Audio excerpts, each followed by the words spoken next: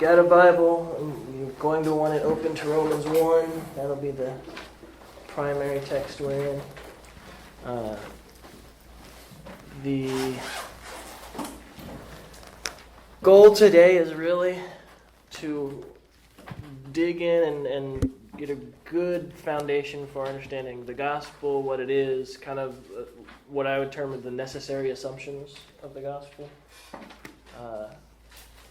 what we're defending, and as a result, understanding how what the Bible says about how humans are. The Bible's got some shocking, isn't quite the right word, firm, resolute statements about how humanity is.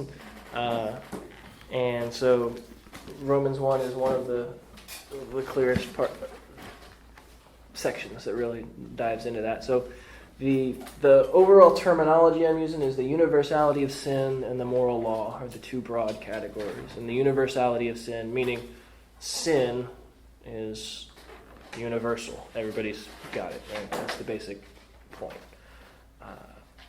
And so we're going to dive right in. There's a lot in here.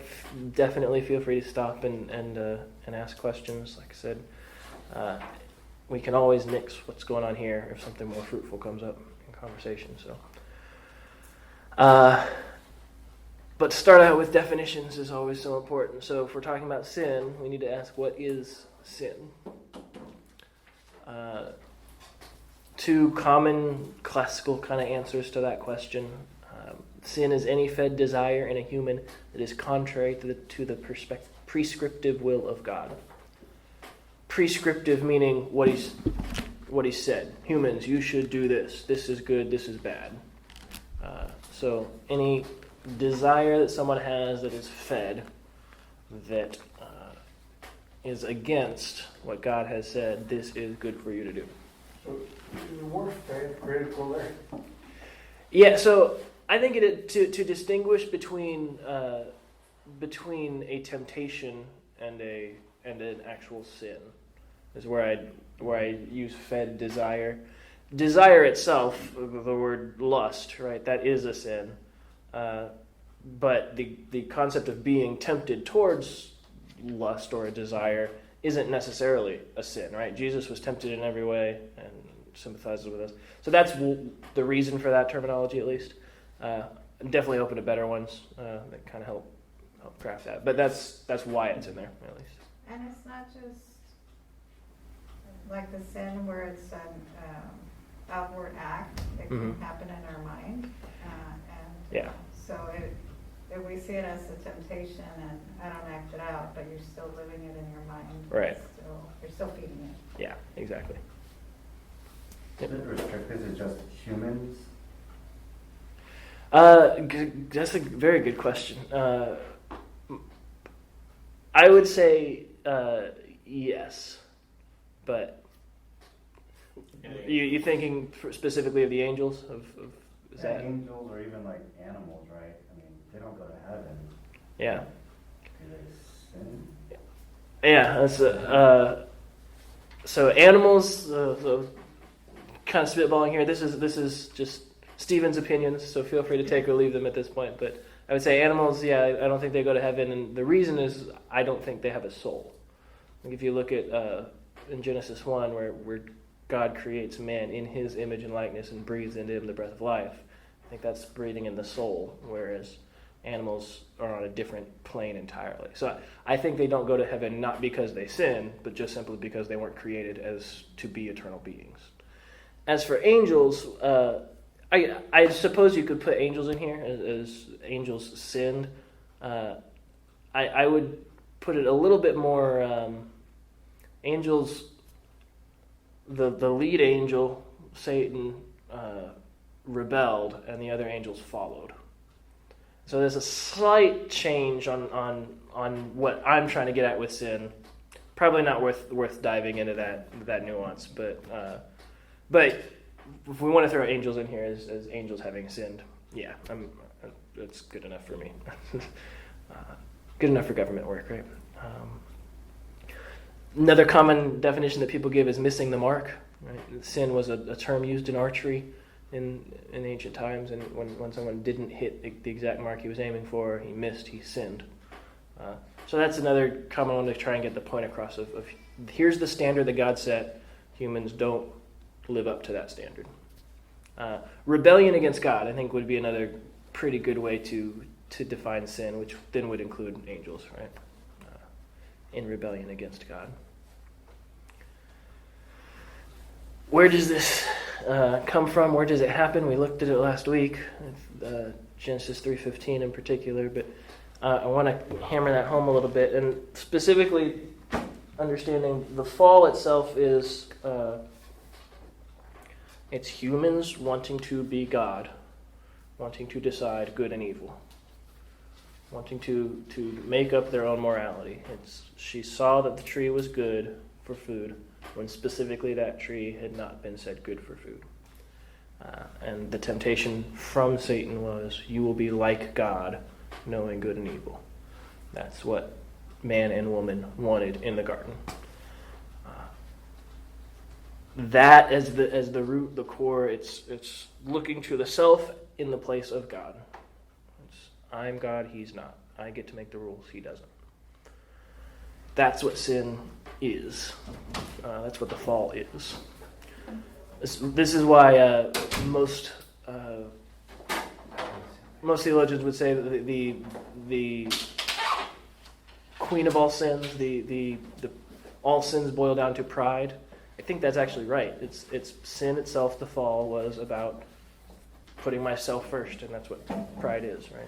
It's worshiping the self instead of God. I'll let you look up these other verses on your own time. We're going to probably switch over to 1 Corinthians at some point today, but we're going to dig into Romans 1 and into Romans 2 a little bit too. And so really we're going to be digging deep. And so like I said, stop me, have your Bibles open. If I could get somebody to read Romans 1, 16 and 17 for me. Nice loud voice so everyone can hear it.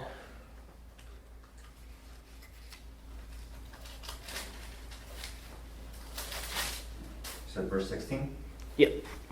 For I am not ashamed of the gospel, for it is the power of God for salvation to everyone who believes, to the Jew first and also to the Greek. For in it the righteousness of God is revealed from faith for faith. As it is written, the righteous shall live by faith. All right. There's two really succinct statements of the gospel from Paul. One of them is right here, Romans 16 and 17. The other one is 1 Corinthians 15, which we looked at again last week. That's the Christ died and rose again in accordance with the Scriptures. That bit, is everybody familiar with that passage somewhat? So the gospel here, what does he say it is? Let me back up too. Something something I'm always harping on. When we're reading the Bible, we need to just read it.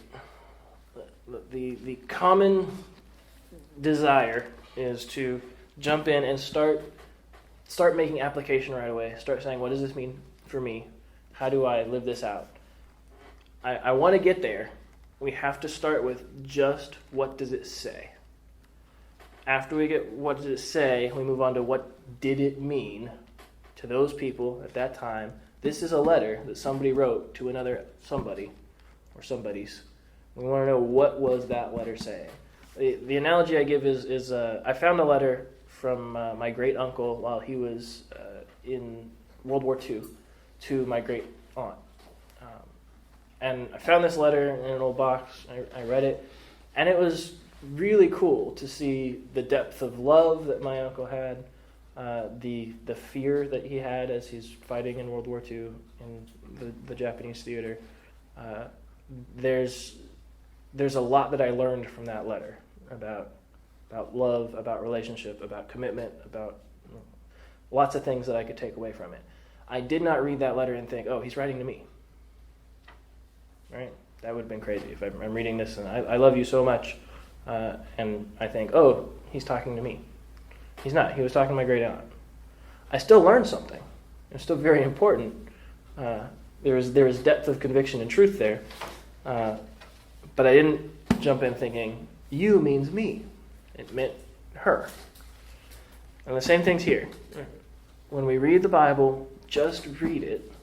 Think of it in its original context. My Bible actually says the letter of Paul to the Romans. Okay, so this is a letter from Paul to the Romans. Start with what does he say? What is he saying to them then? And then we'll work into what does that mean for us as members of the church today. So as we're working through this, I'm going to be stopping a lot and saying, okay, what did that mean? What does that mean? Where is that? Always keep it in the text. What is the Bible actually specifically saying? And then we'll work into what are the broader implications after we nail down the text. So that's it. What does he say the gospel is in this verse? Verse 16. Power of God.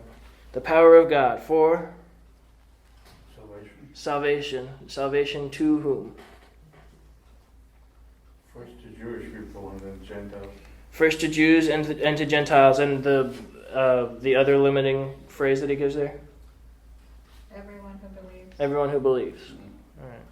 So those who believe will be saved. And within that group, what's the order of presentation of this message? Jews first, then Gentiles. Okay. Salvation from what to what? This one isn't in the text, right? I don't know. So this would be where answer from your systematic theology. What do you know? What are we being saved from, and what are we being saved to? From damnation. From damnation, yeah. From sin. From sin. Good. This is so Romans 16:17 is kind of his thesis statement for the book. He spends the next 4 chapters explaining in detail what we're being saved from and what we're being saved to, and how it's going from the Jew first and then to the Greek. That's when you get to chapter 11, it's all about Israel.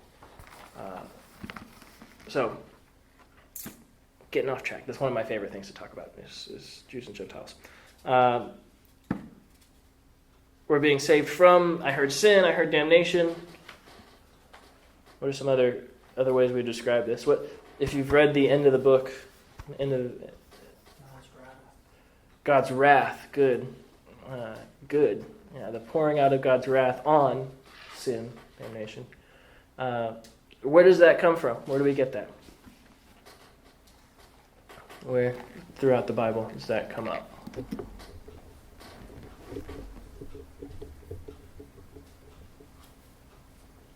In the Old Testament, we see it a lot. We see God's wrath a lot? Is that what you mean? Or Yeah, I mean, where he didn't tolerate certain things, and there was a repercussion, and it wasn't very light. okay, good. Yeah. Not to death. Yeah, you read the minor prophets. It's just over and over. There's every single minor prophet can be summarized with repent, for judgment is coming.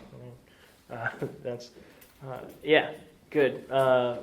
Where else? Where do we see specifically death and wrath being promised for humanity? In Revelation with the bowls. Revelation with the bowls, the bowls of the wrath of God.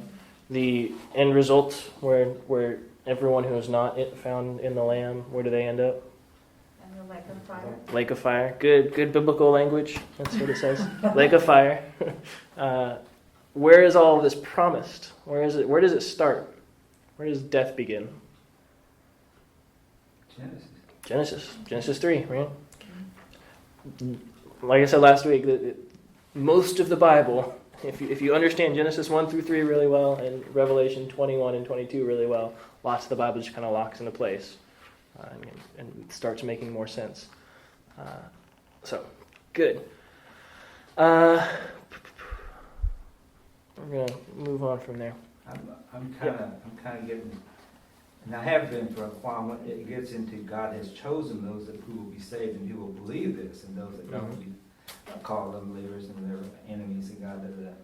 So that's later on. They're just now he's getting it to where who will be. I mean, what is the sin? And what is sin? And then That's later on for Paul, you mean? yeah. Or, yeah. wait a minute, so if you're not one of God's favorites or chosen, you ain't got a chance, boy. Yeah. Yeah, like I said, this is the summary statement, right? For it is the power of God for salvation. Like I told you last week also, so Brad wasn't here, he doesn't know. What you're seeing on screen is my own translations, so they might see a little bit weird here and there, and I try and highlight. Where is my pointer? Oh well. Anyway, I'm in 1 John this next couple of weeks studying at home. Gotcha. That's where I am. But where you see that in seed form in the thesis statement of Romans, right, is power of God for salvation in all those who believe. And all those believing in it would be how I put it. Both the Jew first and then the Greek. Why did the Jew first and then the Greek? This one's easier than you might think. There's not a... Sorry? No, I was just laughing. That's who God was. He chose them to. Because that's how history worked out, right? Who did the gospel go out to first? The Jews, and then to the Greeks. The Iraqis that turned into Jews. Yeah. What do you want to call them back then? Yeah. Israel. Yeah. Well, I'm back in Tigers before you said. Gotcha. Okay. Yeah. To the Jew first and the Greek, he's just describing history. Went to the Jews, and then Acts 10 comes along, and Cornelius, and all of that happens, and then to the Greek. And he delves more into that when you get into the later chapters. Verses 6, for I put it, the justice of God is being revealed. The righteousness of God, the squareness of God, you could even say. Right? If you have a justified margin, it pushes all the way up to the edge. The standard that shows that God is right, that he is good, his righteousness, is being revealed in it. What is it?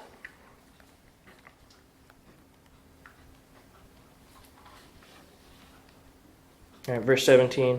For in it the righteousness of God is revealed. From faith to faith? From faith to faith is the end of the sentence, but that's not what it is. Right? As it is written, the righteous faith? I don't know. Yeah. Gospel? The gospel, there you go. In the gospel, the righteousness of God is revealed. Right? Yeah. Most of the questions I'm asking is just going to be, I said it right there, a couple words before. Because so often, like I said, we're jumping into what does it mean? What does it mean to me? First, let's get what is it saying. So, in the gospel, the righteousness of God is being revealed from faith to faith. Now, this is where I'd like to hear y'all's thoughts. I don't know what that means. I don't know what from faith to faith means. So if you're reading this and it clicks into place for you, I'd like to know. So thoughts, what do you think? What are some possible meanings of from faith to faith? At least for me personally, when I first came to know Christ, well, you have faith in salvation, but as you experience life and circumstances, you're going to get to know God's faithfulness in different ways. So if you have, I don't know, you lose your job and then you see God's provision, or flooding, or whatever situation, cancer, you get to know God's faithfulness. Okay, so from faith meaning like an initial like belief that's not quite developed into a more developed faithfulness, kind of could be what you're... As you live. Okay. And I always go back to, there's power in the word, in the blood and in the word of your testimony. So it's like building your own faith as, okay, this, God was there for me for that. Well, I'm going to trust him in the next thing. Okay. And then something bigger happens and you're going to trust him. And Okay. at least for me, that's what faith. And we never graduate to our own relying upon ourselves. But from the very beginning to the very end, it's all about trusting. It's all about faith. Mm-hmm. Other possible meanings of the phrase from faith to faith? Can I cheat with the footnotes? Yeah, sure. What is George this? is going to do that a Is this lot. what MacArthur says? George. that okay? Yeah. No, they told us yesterday in our class. Okay, all right. It's as if Paul were singling out the faith of each individual believer from one person's faith to another faith, to another's faith, and so on. Or perhaps Paul's point is that righteousness from God is completely on the basis from beginning to end. Okay. All right. Those are. So you've actually expressed 3 of the 4 views I was planning on proposing as options. Could it be focused on the Jews? And that's the 4th one, from the faith of the first group into the faith of the second group. Those are the 4 major views. So pick your poison. I don't know which one I land on. I can't. Yeah. And they can all be true. I think they all are true. They all can be true. What I want to try and get you guys driving towards is what was the author's intent. Right? The author might have meant multiple things by a single phrase, but if he did, it needs to be clear that he meant that. Right? I don't think that he meant all 4 of those. No. He might have meant 2 of them, maybe, using this turn of phrase to try and get a double entendre across. But your goal in reading the Bible is, what did the author intend? What did he mean when he wrote those words? And then we can properly interpret it and apply it in our day. I think all 4 of those are possible, viable options. The question is, which one did he mean, and can you validate that from what he says around it? Well, then from Jews to Gentiles is there. That's the one I lean towards because of what he just said, right? Right. To the Jew first and also to the Greek, from faith to faith. That parallelism makes me lean that way. But like I said, pick your poison. The last bit, though, just as it is written, but the righteous man by faith will live. And I translated this carefully. I want to ask, what is by faith describing in this sentence? The righteous man, implied, by faith will live. By faith. What is that describing in the sentence? The righteous man who's a believer will live in eternity with Jesus, whereas the non-believer who doesn't believe, that has no faith, will not live, but will suffer death. I agree with all that. But what in the sentence is the phrase by faith describing? Like, what words in this sentence? By faith has to be, by means it's linking it, right? Describing it. it's righteous. So you're saying it's describing the righteous man.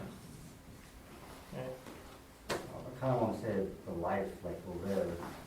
Will live. That's the other. Again, there's these 2 views. I do have a strong conviction on this one. The righteousness. So the 2 options here. What is Paul meaning? What is he intending? The meaning changes drastically depending on what you're saying. Is it that the man who is righteous by faith, meaning the way that he got righteous was believing, he will live, future tense? Yeah. Or is it saying the man who is righteous, and we're not commenting on how he got that way, but what's going to happen to him is he's going to live his life daily in a faithful way. Oh, wow. Right? Which one is he talking about? He's a Greek guy. So yeah, I have a strong conviction. This is the first one. It's the man who is made righteous by faith. He will live. And the reason I have this strong conviction, like you said, it's the Greek guy. Will live is a simple future tense. And I can point to about 6 different places in Paul's writings where he talks about living and life and puts into the future tense, and he's talking about resurrection. So to put the Stephen paraphrase on this, the man who believes God and is made righteous as a result will be resurrected. That's what Paul's saying. And I think that's what Habakkuk is saying. I think he's saying the exact same thing that Habakkuk was saying. He's quoting Habakkuk 2:4 here.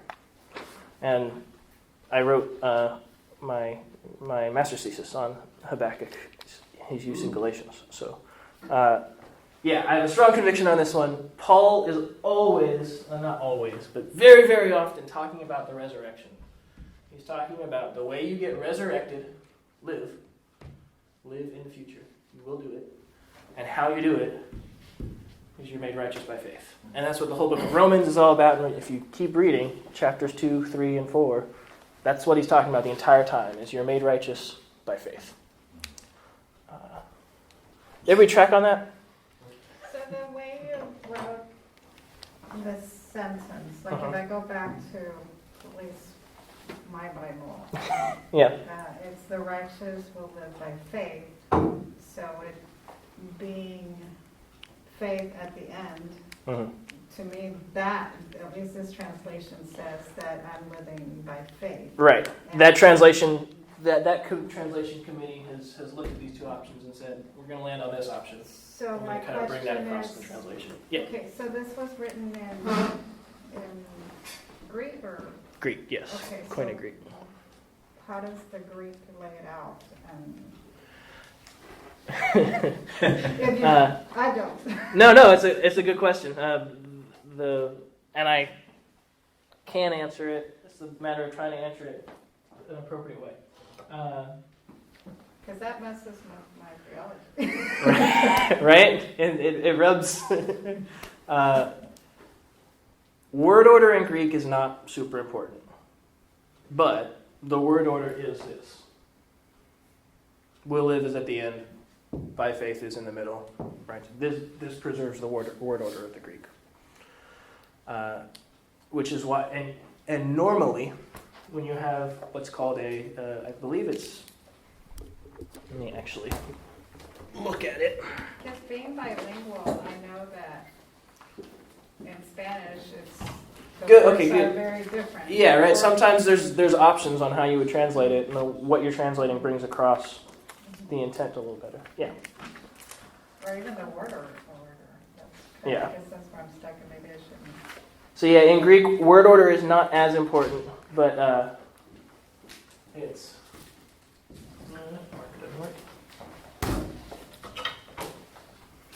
It's literally from. I'm teaching Brad Greek, so that's why I'm bothering to put the Greek up there.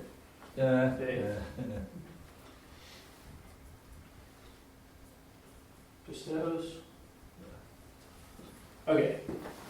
From is a preposition. And normally, when you have a noun followed by a preposition, prepositional phrase, from faith, it's describing the noun that it preceded, or that it follows, it preceded. Does that make sense? That's normal. It's not a hard and fast rule. Sometimes a prepositional phrase is describing the verb that follows it. But generally speaking, prepositional phrases describe nouns, not verbs. Does that make sense? Yeah, totally. Okay. So that's again where I get my strong conviction from of what it means. There are other Christians who know the original languages, who have landed on the other option. I think that they're letting their theology influence how they're translating. They want to end at that decision.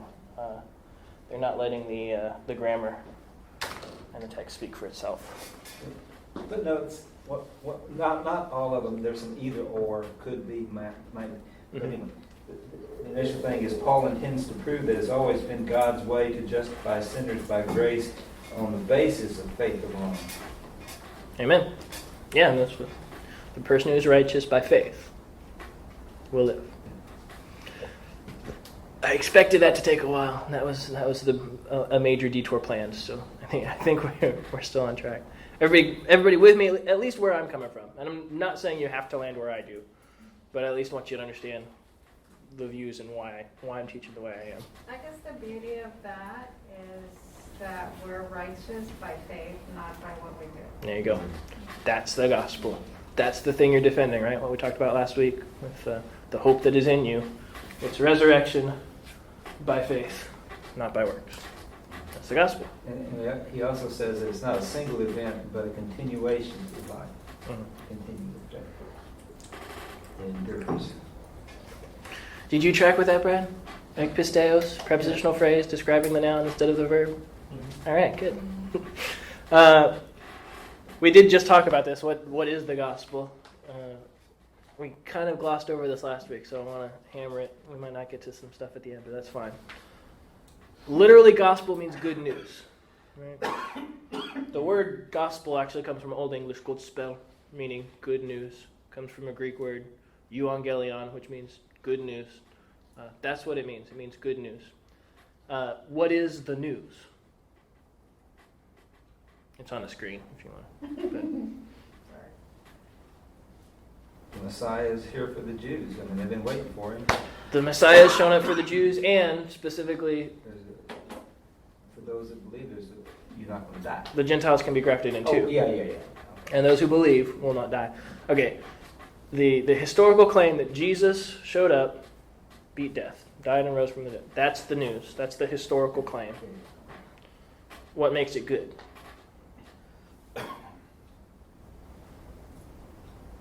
Right, that's just news. That it's promised? Sorry? That it was promised? That it was promised. Okay, so it's expected news. I don't know. I would say that makes it good news. Right? I guess you could say like death and damnation is bad, so salvation from that would be good. Okay, good. There you go. Okay, so this is where what makes it good was what I term the necessary assumptions of the gospel. The gospel itself is the message of the historical claim. There's a whole lot underneath it, necessary assumptions that make it good news. And these would be the main ones that I would point out. The bad news, what we were just talking about, that all sinners are deserving death under God's wrath. And we're about to look at that through the rest of Romans 1. But Genesis 3 would also be. There's the promise, what you just mentioned, the fact that this is expected, and it makes it sweeter, that God has planned this from the beginning, right? Yeah, it's almost like when a child is born. You finish it. Right, good, yeah. We knew this was coming, but it's here. Good, yeah. There's the specific news, Christ's death and resurrection. There's who we're saying Jesus is.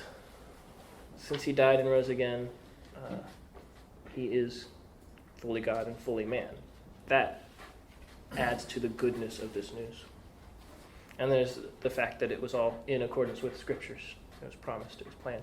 These would all be, there are other necessary assumptions of the gospel, I'm sure we could formulate. But I want to get this clear distinction in our minds of the gospel message, what it is specifically. It is Jesus rose from the dead in accordance with the Scriptures for our sin. Those are the necessary assumptions that make the gospel good. You with me? We're gonna watch a quick clip from to try and drive this home. One of my favorite apologists on the cultural level is Todd Friel over at Wretched Radio. Todd does a really good job of using the law to show people their sin. He got that from this guy, Ray Comfort, over at Living Waters. So we're going to watch a quick encounter that Ray Comfort does.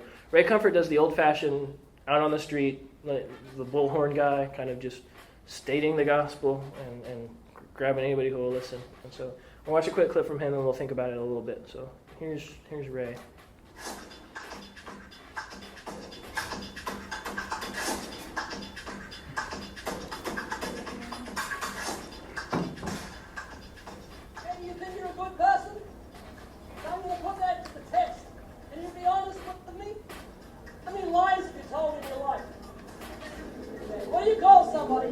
Tell lies. Liar. So what are you? Liar. Now do you still think you're a good person? You do? So you think a liar is a good person? Okay. Katie, have you ever taken something that belongs to somebody else, even if it's small, in your whole life? What do you call someone who steals things? Stealer. No, they're from Pittsburgh. Okay, what are you? No, you're not. You're a lying thief. Now, do you still think you're a good person? We're going through some of the commandments, okay? 10 commandments. Here's the third. Have you ever used God's name in vain?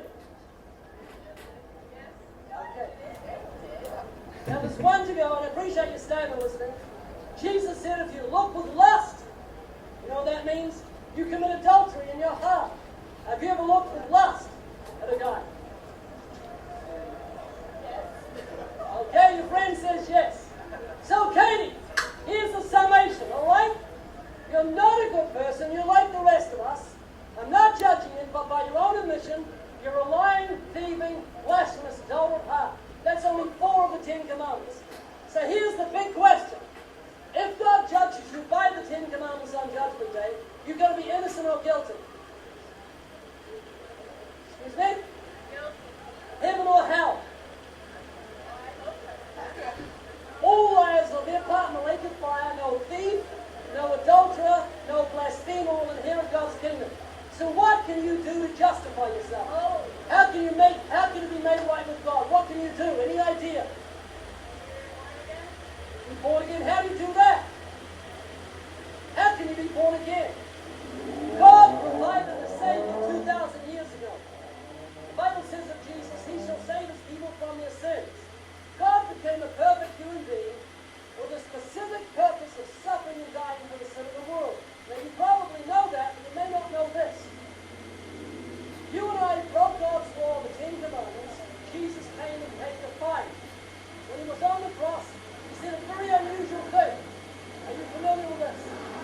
Right out when He was dying, it is finished. You know why He cried that out? He was saying the debt has been paid. I came to die for the sins of the world. It is finished. And then He gave up His Spirit. He gave up dying. He dismissed the Spirit. You and I broke God's law. Jesus paid the fine. If you're in court and somebody pays your fine, the judge can let you go. He can say, hey, he's guilty, but someone's paid a fine. He's out of here.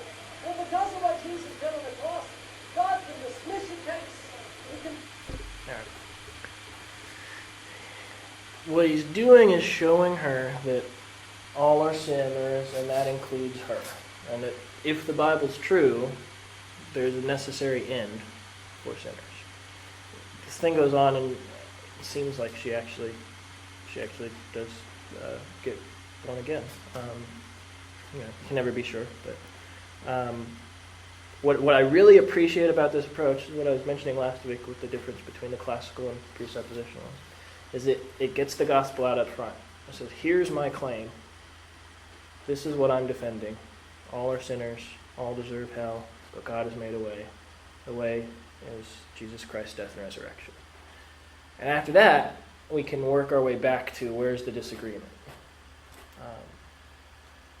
But this starts with clarifying all those necessary assumptions that make the gospel good news. So this is kind of the basic apologetic method, the school of thought that I'm coming from. I show that clip to show that it can be done very winsomely, very like they're laughing, they're having a good time, and it's a graceful transition into. But here's the reality: we're in that boat. How do we deal with this? How can we be saved? Here's the base assumption. Well, not base assumption, but the assumption here is that the 10 Commandments, like everyone's agreeing that that's a fair definition for being good. Yeah. Because if she didn't believe that, then well. Yeah. Well, and that's what we're going to actually. So great contention. And we're going to address that in the text that we keep looking at. So let's actually get into that. So we've gotten the gospel out of the way. Now it's the rest of Romans 1 to deal with. Romans 1. Bring that up again, though, if I don't hit it explicitly. For the wrath of God is being revealed from heaven on all, I said, irreverence and unrighteousness of the men who are suppressing the truth and unrighteousness. Right? Verse 18. For the wrath of God is revealed from heaven against all ungodliness and unrighteousness of men who by their unrighteousness suppress the truth. For what can be known about God is plain to them, because God has shown it to them. For His invisible attributes, namely His eternal power and divine nature, have been clearly perceived ever since the creation of the world in the things that have been made. So they are without excuse. For although they knew God, they did not honor Him as God or give thanks to Him, but they became futile in their thinking. Their foolish hearts were darkened. Claiming to be wise, they became fools and exchanged the glory of the immortal God for images resembling mortal man and birds and animals and creeping things. Pause there. Let's really dig into this. The wrath of God is being revealed from heaven on all irreverence. What's being revealed? The wrath of God. The wrath of God. It's being revealed now. Where is it being revealed from? Heaven. From heaven. And how is it being revealed? This one's a little trickier.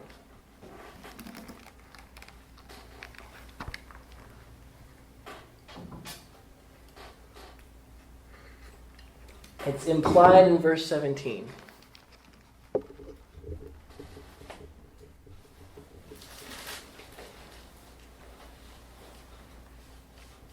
Think back to Genesis 3.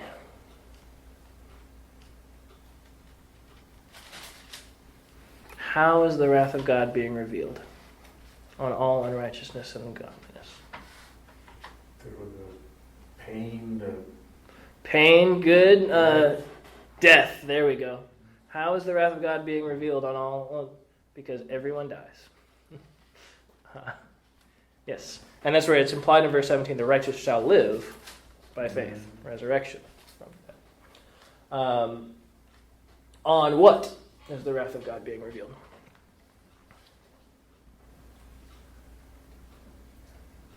Righteous men. Unrighteous men. So putting this together, death means the wrath of God is being revealed, and it's being revealed on unrighteousness of men, and all men die, therefore all men are unrighteous. There we go. See how we got there? All right. So who is he talking to? Who is he addressing for the rest of this? All people. Yeah? Does that track? Okay. And what are all of these people, all men, doing? End of the verse. I don't accept this. Good. Suppressing the truth and unrighteousness. Denying it. Right? This is...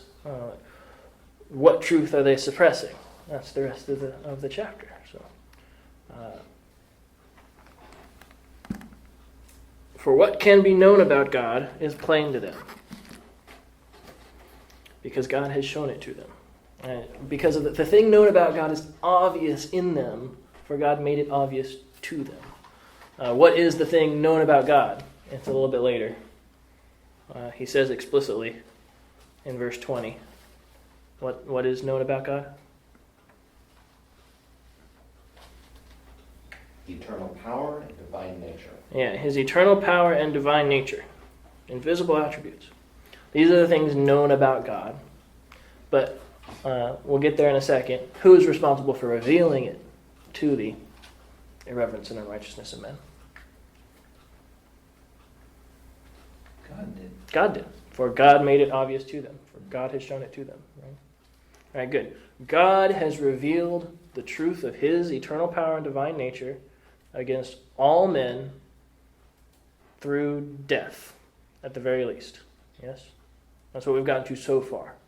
He's about to mention another way that it's been revealed. But are you with me how all those claims are right here in this text? I'm starting to see a little bit of glazing, so ask questions. I'm stuck in something. Mhm. So, and maybe this is a rabbit trail, and you can tell me, we'll talk about it later. Okay. So, if you're made righteous through faith, Mhm. and so I've received Christ, so I'm righteous, but yet I still behave like some of the rest of the verses. Mhm. Am I ungodly and righteous, or am I unrighteous, or am I still righteous? Which is the whole thing, can you lose your salvation question. Yeah, it's related to that. So that would be what he turns to. So after he lays out his theology, this is everybody's state. Then chapters 5, 6, 7, 8, he gets into that question. So, yeah, a little bit of punting from me. Yeah, we can talk about that more later for sure. God has, but everybody with me. So God has revealed himself in his wrath on all men, because all men die, and he has made it known to them. and his eternal power and divine nature have been made known to all people. Are you with me on that? That's the claim that Paul's making in these verses. All right. For the unseen of him, the unseen things of him, since the creation of the world, being understood by the things made, both his eternal power and deity, divine nature, with the result that they are without a defense. The they, we've already talked about, all men. The unseen things, we've already mentioned, eternal power and divine nature. I'd say deity, the fact that he's God. What's the result? The end of verse 20.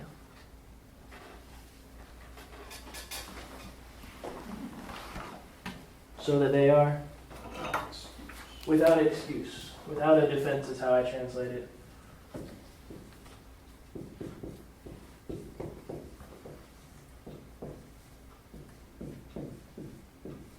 Hey Brad, what's it say? Wow. Apologethos. Yeah, apologetus. I actually meant him, but Oh, I'm glad you remember your Greek too. 24 years ago. Yeah, it's fresh for him. From now on, just call us by our last names, because that's Yeah. nerve-wracking. That was really scary. To say the least. You see,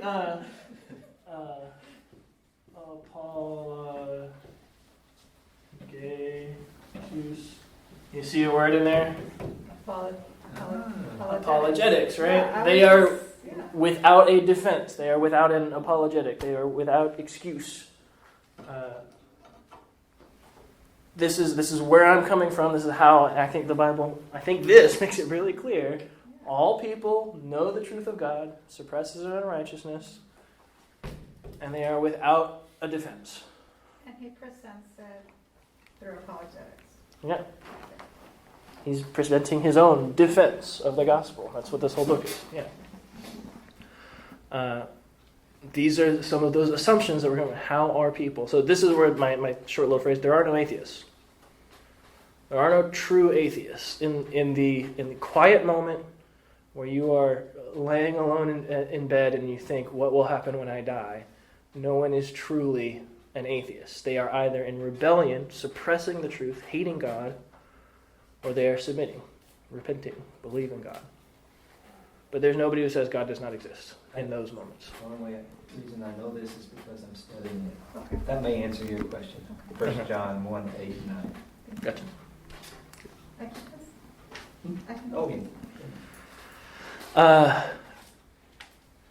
With me on Paul's argument so far. This is where, at the very least, his eternal power and divine nature are known to everyone, if this is true. And if this is true is what we'll get to next week with the reliability of the Bible. So stay tuned. keep on moving. Because knowing God, they did not worship or thank him as God, but they became worthless in their reasoning, and their uncomprehending heart was darkened. The they, same group, right? Same people, all humans. Why was their heart darkened? They didn't worship or thank him. They did not worship or thank him as God. Right? You should be hearing a little bit of creation imagery starting to creep in. We saw it since the creation of the world, and now we're getting to their foolish heart was darkened. They did not worship or thank him. What did Adam and Eve do? They did not worship or thank him. They worshiped themselves. That's what the fall was, right? It's wanting to be God, worshiping the self instead of God. Okay. Darkened. Yeah. If Adam and Eve were darkened, but they were saved, I mean, they were saved. I mean, they didn't go to hell, right? Don't know. We know that God made a covering for them, right? Yeah, okay, yeah, I know that. So, the unchosen, I always thought would be called the darkened one. They would be darkened. So I'm getting... Paul's laying out the state of all people apart from the sheer grace of God right now, right? This is the case for all humanity. He hasn't gotten to what has he done for those whom he has chosen yet. So that's where you got to just stick with just read it first for the original audience. Okay, so the Jews' hearts were undarkened for a while. They put it on the shelf for a while until at the time all the Gentiles has been saved on these. And then he undarkens their heart. Well, I mean, that's chapter 11. Oh. Yeah, partial hardening has come over the hearts of Partial. Israel. Yeah. Okay. But we're not in chapter 11 yet, right? This is chapter 1. So we Okay. can't jump to chapter 11 until we get... That's right, I don't know that. Yep. So, can you describe a darkened heart? Someone who does not worship God or thank Him as God, or is worthless in their reasoning. Someone who is without excuse. Someone who is not righteous by faith. These would all be descriptions of someone with a foolish, darkened heart. Sorry, I have another question. Yeah. Oh, okay. So the way I read this is that it's they themselves, because they allow their minds to wander and come up with other ideas, their heart was darkened. Mm-hmm.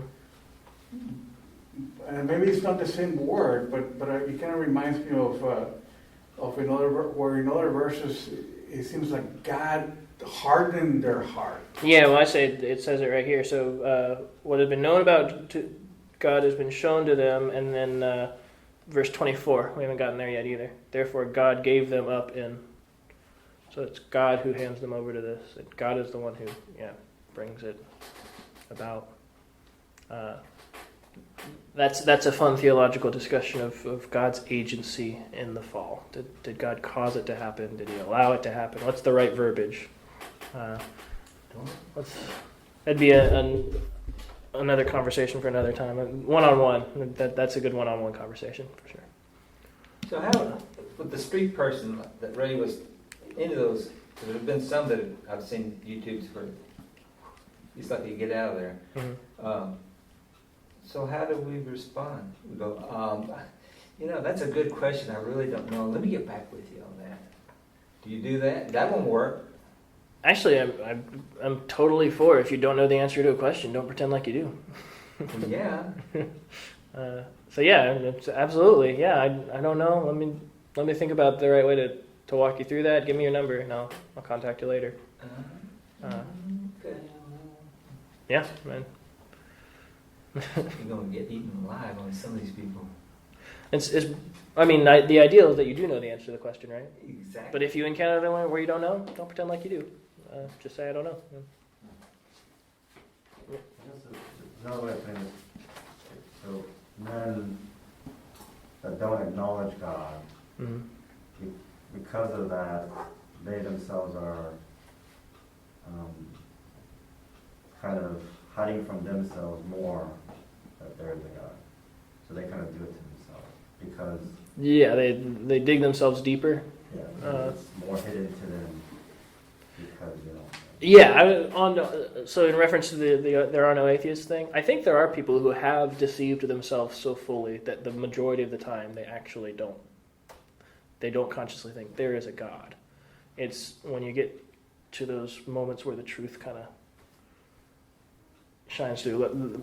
Where I'm going is when you're lying alone in your bed at night and you think to yourself, I'm going to die. What will happen to me? That's when there's no atheists in foxholes. That's the other common phrase. That's when the truth comes pounding through, and that suppressing the truth and unrighteousness gets lifted a little bit. The way I came to know Christ, we grew up Catholic, and my parents were Catholic, right? Never went to the church, but my sister and I did. And then I got more into logic and just Aristotle, Plato, so I decided there's no God. And I told my mom, well, I decided there's no God. But in the interim, I would still talk to him. I'd say, I don't know if you're there, but in case you're there. And so there were a lot of conversations like that. And so I had a cousin who was a Christian, and my mom got really worried, so she talked to my cousin, and so she sent me to talk to Michelle. Mm-hmm. And she presented the gospel, and I went Okay. to church. But yeah, it was never, I don't think there's a God, but I would still. Yeah. So I think that happens. And Yeah, so too. Last little bit, wise heart is singular. Their foolish heart was darkened. It's singular in the original language. The ESV though, it's hearts. Yeah, I know. I promise it is singular.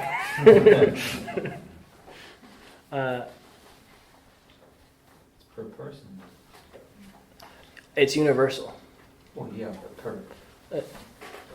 All humans' hearts are under this same condition without the divine grace of God. Their heart. I mean, I would say there's two camps. You're either in the heart of God or you're in the heart not. There you go. Yeah, where, like I said, trying to just interpret this, he's talking about without the divine grace of God on your behalf. This is the state of all humanity.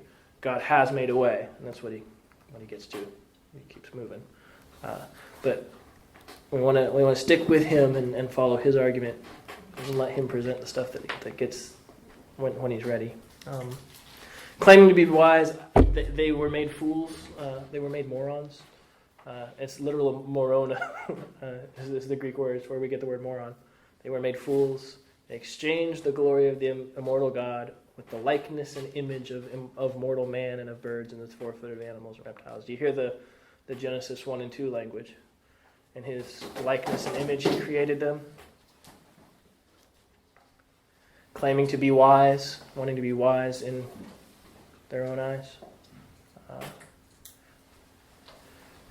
So he's definitely given this creation language, and what he's doing is he's teeing up the Jews to get self-righteous. That's what he's doing through all of chapter 1. All of this stuff is meant to go for the Jewish readers to go, yeah, those Gentiles, they're doing all this stuff. They're the unrighteous ones. They're the ones who are suppressing the truth and unrighteousness. They don't know God like we do. They. We don't do that kind of stuff. And that's what he's doing through the rest of chapter 1. You guys were supposed to have read it, or hopefully read it. I'll let you read it on it. We're going to jump over to chapter 2, but quick summary of the rest of chapter 1. God gave them over. What happens to all these groups? And this is where he's priming the Jews for this self-righteous attitude. God gave them over in the lusts of their heart, which worked out into homosexual acts in their bodies, and God gave them a depraved mind, which prompted them towards all manner of sins. That'd be my quick summary for the rest of chapter 1. And then verse 32, who knowing the requirement of God that those committing such things are worthy of death, they not only do the same, but also agree with those committing them. And at this point, the Jews are going, yeah, stick it to them, Paul. Those heathen Gentiles don't know God like we do. And then he flips the script in chapter 2. So read with me chapter 2, verse 1. Therefore, you have no excuse, O man, every one of you who judges. For in passing judgment on another, you condemn yourself, because you, the judge, practice the very same things. We know that the judgment of God rightly falls on those who practice such things. Do you suppose, O man, you who judge those who practice such things, and yet do them yourselves, that you will escape the judgment of God? Or do you presume on the riches of his kindness and forbearance and patience, not knowing that God's kindness is meant to lead you to repentance? But because of your hard and impenitent heart, you are storing up wrath for yourself on the day when God's righteous judgment will be revealed. This is where the Jewish readers are going, oh no, I think he might be talking about us. And then he gets very, very explicit down into verse 12. For all who have sinned without the law will also perish without the law, meaning Gentiles, people who didn't have the law. And all who have sinned under the law, Jews, will be judged by the law. For it is not the hearers of the law who are righteous before God, but the doers of the law who will be justified. For when Gentiles who do not have the law by nature do what the law requires, they are a law to themselves, even though they do not have a law.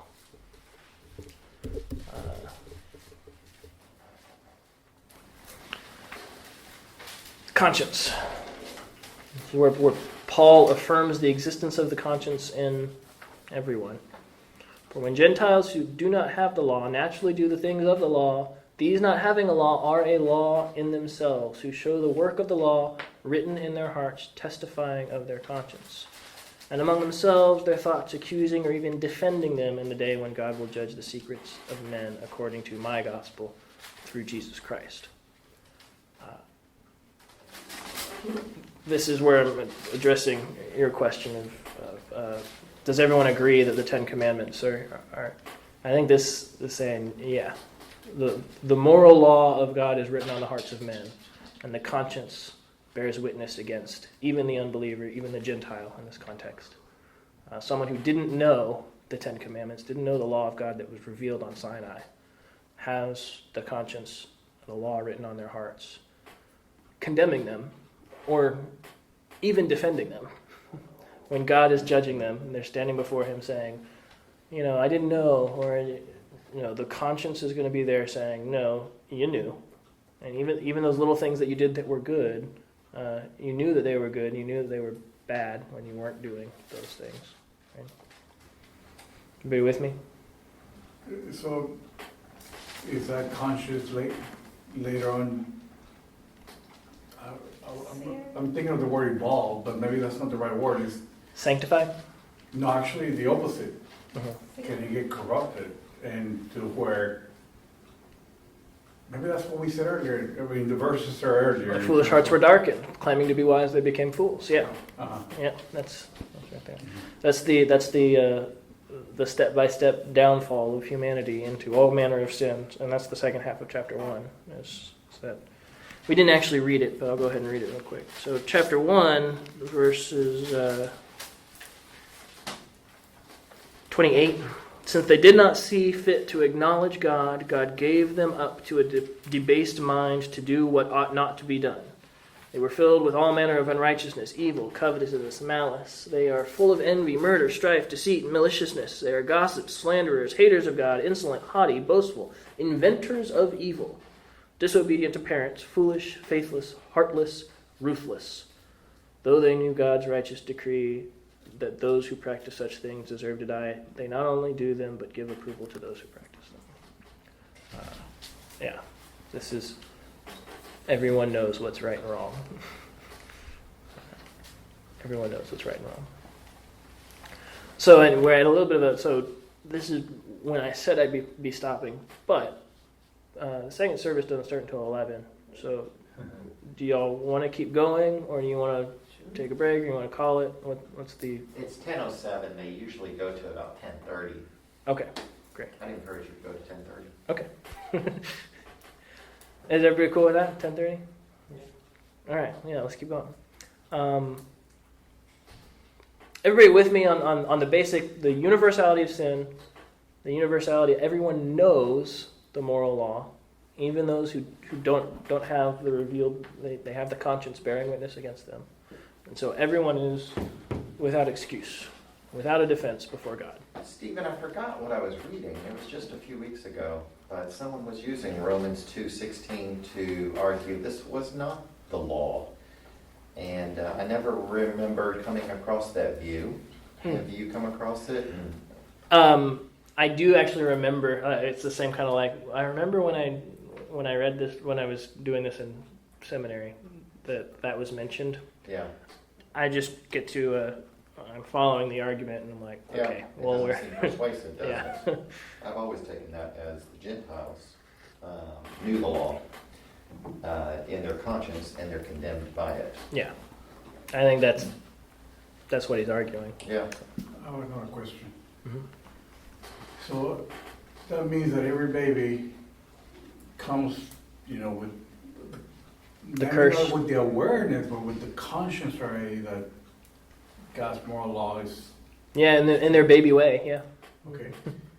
So it's when their conscience starts getting developed that's because I've learned that children don't sin because they don't really know that what they're doing. And maybe that's not necessarily the way I learned that they don't sin, but children go to heaven. Aren't responsible. So yeah, that's another fun session. Since we have another 20 minutes, we can chase that rabbit trail a little bit. But So yeah, I would say this passage, along with a couple of others, would seem to say that all humans, from the moment of conception, are condemned. They are under the just wrath of God by the virtue of being descendant from Adam and Eve. The way that God saves is by sheer grace. He saves. He chooses to save whom he will. And the way that it looks is by faith in the Messiah. So, I'll be really careful as I phrase this. I don't know whether babies are saved. I think anybody who says categorically 100% yes, all babies are saved, I think they're stretching the text a little bit. There's two truths to balance here. One is all people deserve to die and go to everlasting torment. That's what this is saying. The other one is God is gracious and loving and saves whom he will. Is it possible that God, in his gracious lovingness, saves all babies? Yes, God gets to do whatever he wants to do. If he wants to save all babies, he can. I'm not going to tell him he's wrong. That would be the fall, right? Also, if God sends all babies to hell, would it be right for him to do that? Yes, because I'm not going to tell God what to do. If he wants to do that, he can. He gets to do what he wants to do. And if it's because they have not repented and placed their faith in Christ in any way, well, I don't know. I like to lean on the gracious saving work of God in his election.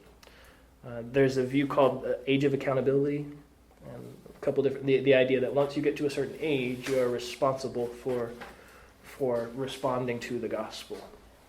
I don't see that explicit anywhere in Scripture. I see possible hintings at it. The three places people will point to. One is when David, his baby dies, right? Nathan comes to him and says, the child you've conceived with Bathsheba will die. And then he says in a psalm, I will go to him.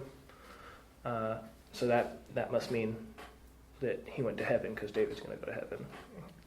It's a little bit stretching the text, I think. There's the wanderings in Egypt when God says anybody who's 20 and under, they'll get to go into the promised land, but everyone 20 and over, you don't. So, look, there was this age cutoff where God made people accountable for their actions. It's like, yeah, but that was them in that context for a specific thing going into the promised land. That's not really talking about eternal salvation, so I think it might be stretching the text a little bit. And then there's a verse in Revelation that people point to, again, and I can't think of it off the top of my head, but...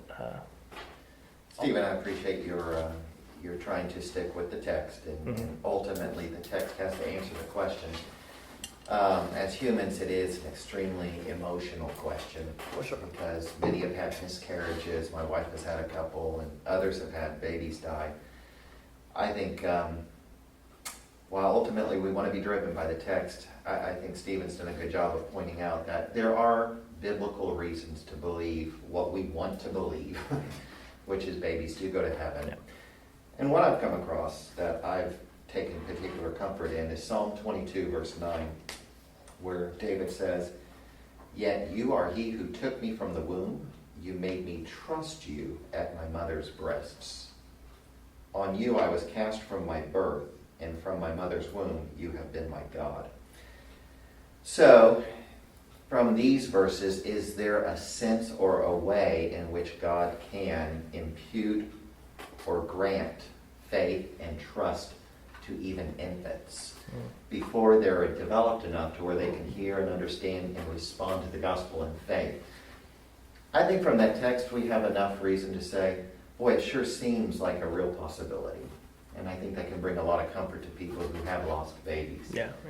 It's hard to answer with 100% certainty, but boy, that's where I'm going to land if you push me.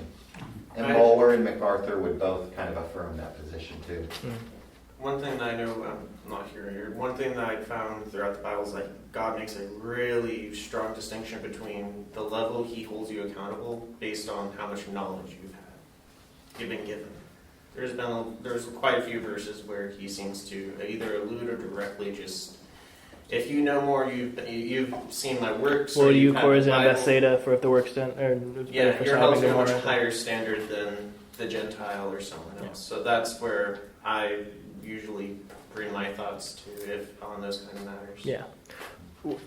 Where I always try to finish this is it's personal for me too, and not quite in the exact same way, but the whole question of someone who has not had the opportunity to respond or comprehend the gospel. Person I love the most in the world is my younger brother, and he has Down syndrome. He can't really communicate in complete thoughts or complete sentences, and I'm struggling with that myself. Of like, will he be saved? I fall on the mercy of God. I pray that what God has said is true, and that He saves whom He will, and I pray that He will save him. That's where I'm right there with you with the emotional weight of this question. It's a heavy one. I work in physical therapy, Mhm. and so when I was working with adults, I was treating this person with Alzheimer's. Mhm. And we had a bathroom just for transfers, like to practice, so it was just the person and I, nobody else was in the room. So I presented salvation to him, and he came out of his not being connected or communicative and accepted Christ. So I encourage you, I think where we have a spirit, and for your brother, I think you can present salvation to him, and in his spirit, maybe he won't audibly be able to, or cognitively. So I saw that with that older person, but I think even with children. Yeah. Thank you. I'm with you. All right. Well, we got 15 more minutes. We can actually finish out everything I planned. Here's my summary of the universality of sin part. What we've seen, I tried to pull mostly from Romans 1. I got everywhere except for there's no explicit place where he just says in so many words that the one solution to death is resurrection. He does say that in other places. So, but everywhere else, all of these claims, this is what we should have been drawing out of Romans 1. All have sinned and fall short of the glory of God. Got that from Romans 1:18, and then further Romans 3:9, 3:23. Everyone knows this because of the conscience. There is no excuse. 1:18 through 20 and 2:15. The penalty for sin is death. Genesis 2:16 through 17, and then Romans 1:32. There is one solution to death: resurrection. 1 Corinthians 15. Resurrection comes only from faith in Jesus of Nazareth. Romans 1:16, 5:21. We see at least those are the conclusions that we come to. Like these are the statements of truth drawn out of Romans 1. These are the things that lay the foundation for the gospel and that allow us to engage with someone about the gospel. All of these things can definitely be shown in other passages also. But since we were looking at Romans 1, I wanted to try and pull it all from Romans 1. The resurrection comes only from faith in Jesus. Is Romans 1:16, should that be there? I think so. Yeah. For I am not ashamed of the gospel, for it is the power of God for salvation to everyone who believes, to the Jew first, and also the Greek, for it is the righteousness. I guess it doesn't actually say from Jesus of Nazareth, and that it's the gospel. Well, in 1:17, which you wrote up here on the board, his understanding of will live was resurrection. Right.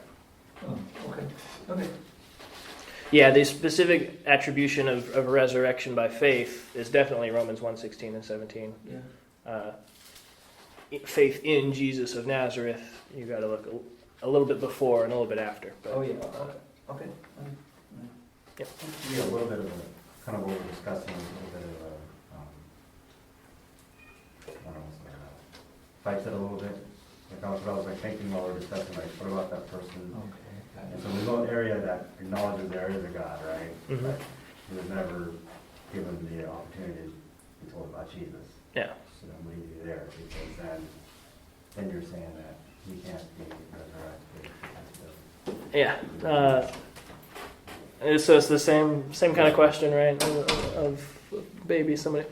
The answer that Stephen gave, I'm partial to. Everyone is responsible for responding to the amount of revelation that they have with an appropriate faith in the Creator. And if they do, then you can pretty much assume they're one of God's chosen ones. If they don't, then they're not. Right. What the human responsibility is responding in faith. How someone is saved, and how you believe that happens, is going to kind of affect some of the extra qualifiers you put on that. I believe that someone is saved when God miraculously regenerates them by His Spirit. I think it does happen through the hearing of the gospel and believing, but like what's actually doing the saving is God saying, "Whoop, you're made new." Right? He can do that to whoever, however, whenever He wants. The normal method is by the preaching of the gospel, by stating the message that you're saved by grace through faith in Jesus Christ. And that's why the church exists. That's the point of the Great Commission. I would even go so far as to say, if God is going to regenerate somebody, He will bring about a messenger with the gospel. So I'm in that extreme camp that says, yeah, the person who doesn't have any access to the gospel is someone whom God did not intend to save from before the foundation of the world. And so it doesn't bother me that much, because God gets to do whatever He wants, and He gets to do it however He wants. And so if He wants to send people to hell, He gets to do that. There is a mediating view, I think, that is perfectly reasonable. I just don't hold to it. That says God regenerating whoever He wants, however He wants, without the preaching of the gospel, can and does occur. And I say that's totally fine. Like, that's one where I'm like, I'm fine just disagreeing amicably, and we can go about our lives, because I don't know if it's explicit in the text anywhere that says He definitely will send someone to preach the gospel. So. Is someone as in a person, or what do you mean by that? Because I've heard of, I've read rather, about Muslims having dreams, and so nobody really went to I've heard those stories too, and I say, yeah, that sounds totally reasonable to me, as long as the message got to them. I mean, Paul, it got to him through humans, but most explicitly through Jesus whacking him upside the head, right? So, yeah, He gets to do what He wants, however He wants, and He's going to save who He wants, how He wants.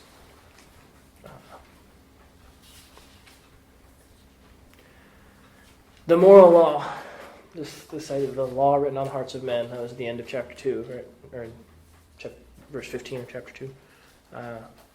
If all have sinned, against what or whom have they sinned? Answer, God and His moral law. He has said, this is what's good and this is what's bad, and all humans have said, no, I'm going to say what's good and what's bad, and it's not what you say. The question then is, what is the nature of this God and this moral law? So this is for the philosophy-minded people, we've shown all of this from the text.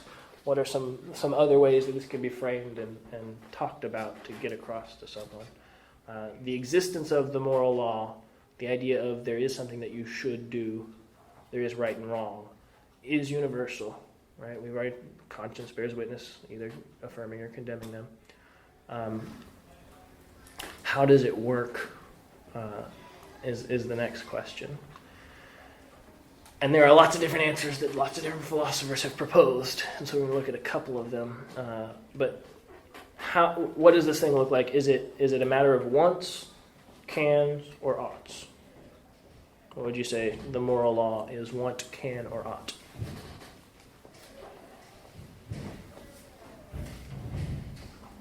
I would say ought. Ought, yeah. The moral law is what tells you what you should do, what is right to do, not what you want to do or what you are able to do. Is it instinct, or is it a director of instincts?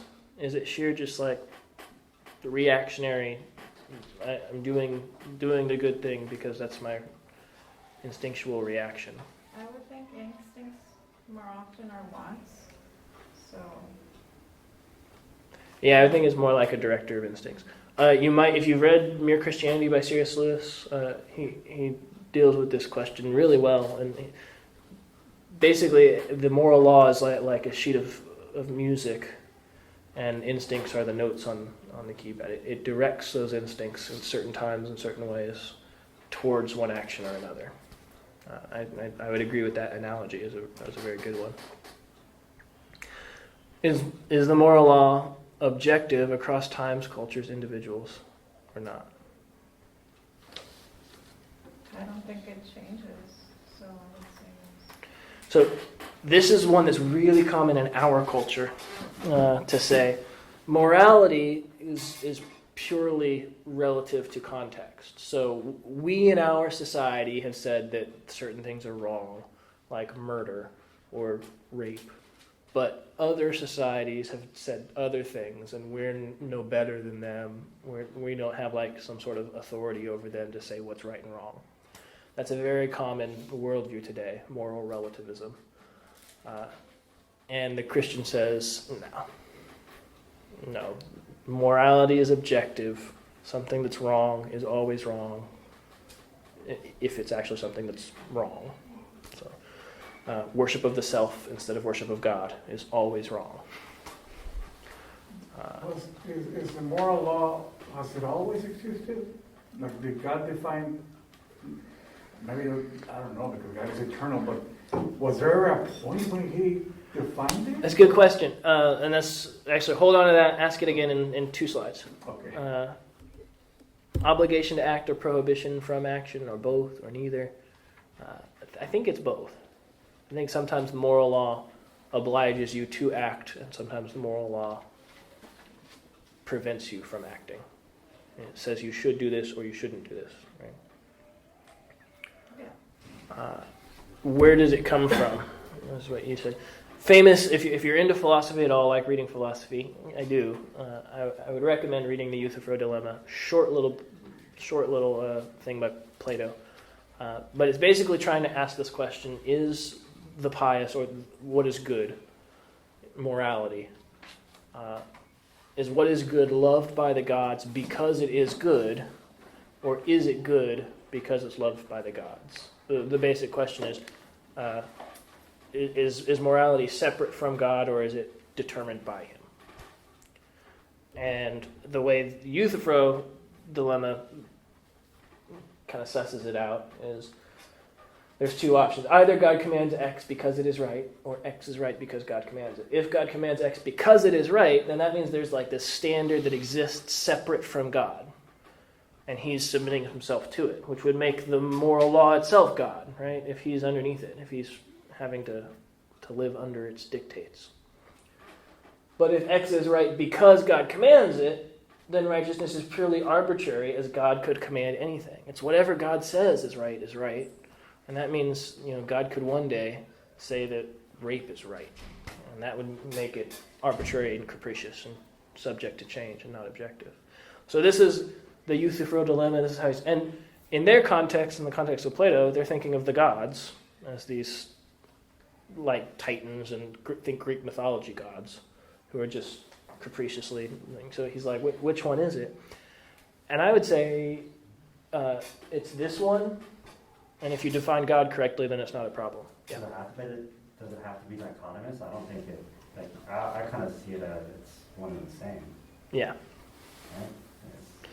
Yeah. If you understand God correctly, He commands things because they are right, and that standard of rightness comes from His own nature. Where I say I do land on this, it is an independent, objective standard, because God's nature is unchanging. If the Bible is true, again, He is the same yesterday, today, forever. He does not change from day to day. And so the fact that morality is based purely on what He says doesn't make it arbitrary or subject to change. It makes it everything is dependent on what He says. Literally everything that ever is and ever was is because God said so. You get all the way back to, in the beginning, God created the heavens and the earth. The earth was formless, void, darkness was over, disease. The Spirit of God was hovering above the waters. And God said, let there be light, and there was light. And God said, everything that is just because God said. So it doesn't bother me too much that morality is also the way it is, just because God said. That's how the world is. It's just a question of whether or not I'm going to say in contradiction to God or the same thing as God. And the way we know what he said for sure is this, and that's the subject of next week's lesson. I think God defines what is good by his own unchanging nature. And what all this means for our apologetics, since there is an objective moral law and there is an objective moral God, and everyone knows these two facts but suppresses them in unrighteousness, we should not pretend as if people are neutral agents. We should be winsome and loving, but we should not delude ourselves into thinking that there is such a thing as an atheist in the true sense of the word. Does that make sense? You see where that came straight out of Romans 1? I know this is a heavy, this was a lot. So I'm definitely on the come talk to me. Let's have dialogue outside of class. Let's develop these thoughts more. If you've never heard this kind of stuff or seen it framed this way, it's jarring. I'm with you. My goal is always to be faithful to this and the author of this. I want what I'm teaching to come straight out of here. So we're going to get a lot of that. We're going to be just digging into passages of Scripture and saying, what does this say about our world? And how does that change how we live? What this says about our world is everyone's a sinner. Everyone suppresses the truth of God in unrighteousness. And the only way to be saved, only way to be resurrected, is by grace through faith. With me? Jazzed? Excited? No, I know. Tired? So next week we'll talk about the reliability of the Scripture, and we'll move on from there. You expect an email from me on Wednesday. Did everybody get the email on Wednesday? Okay, good. Questions to wrap us up? Well, if Ray would have gone, if God hasn't chosen you, then I don't even know why I'm talking to you. So let's decide that first. That bothers me. Well, I guess I'm not at the point where I agree that God has chosen, like, predestined who's going to be saved and who's not. I mean, he knows it, but... All right. No, that's good. Yeah, don't just accept it because I say so. Yeah. That will be addressed explicitly. So, I think that's 4 or 5 lessons in where we get to